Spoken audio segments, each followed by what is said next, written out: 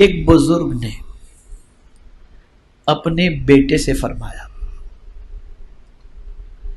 کہ بیٹے دن بھر میں جتنے بھی کام تو کر ڈائری میں نوٹ کر لے، چاہے اچھا کر چاہے برا کر، اور رات کو دن بھر کے سارے کام مجھے پڑھ کر کے سنا دینا۔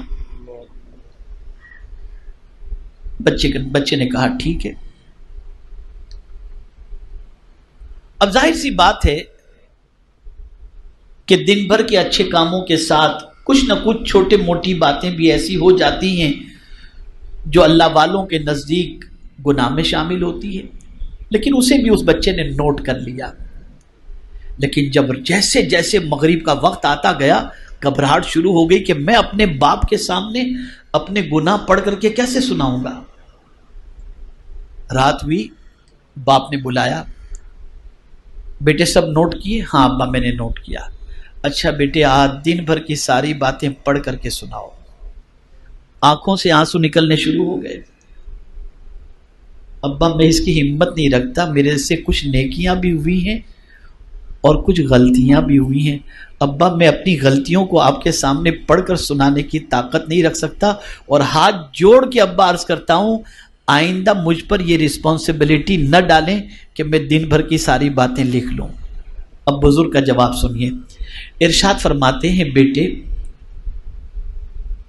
میں نے تو صرف تیری تربیت کے لیے یہ تجھے ایک دن کے بارے میں بتایا تھا کہ آج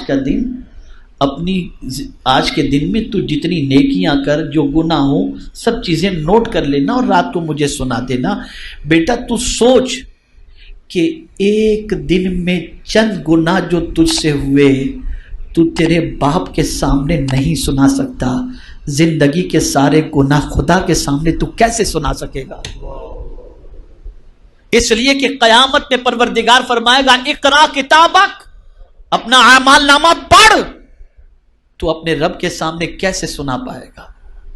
میں پوچھنا چاہتا ہوں کیا کبھی یہ تصور بھی ہمارے ذہن میں آیا؟ اور اگر کوئی یہ سمجھتا ہو یہ مجھے کام آئے گا وہ مجھے کام آئے گا، کیا کورونا نے آپ کو نہیں بتایا کہ کون کس کے کام آئے گا؟ بھائی اگر کورونا ڈیٹیکٹ ہو گیا تو بھائی پوچھنے جانے کے لیے تیار نہیں کہ کہیں کورونا چپک نہ جائے، میتوں کو دفنانے کے لیے جانے کو تیار نہیں، چہرہ دیکھنے کے لیے تیار نہیں۔ میں سمجھتا ہوں قیامت سے پہلے یہ چھوٹی قیامت آئی اور بتا دیا گیا سنو وہاں کوئی کسی کا نہیں ہوگا، وہ تمہیں سمجھ میں نہیں آ رہا تھا، آج دنیا میں ذرا دیکھ لو کوئی تمہیں کام آ رہا ہے۔ اگر آج بھی ہماری آنکھیں نہیں کھلتی تو میں سمجھتا ہوں کہ تباہی اور بربادی سے دنیا کی کوئی طاقت ہمیں روک نہیں سکتی، کوئی طاقت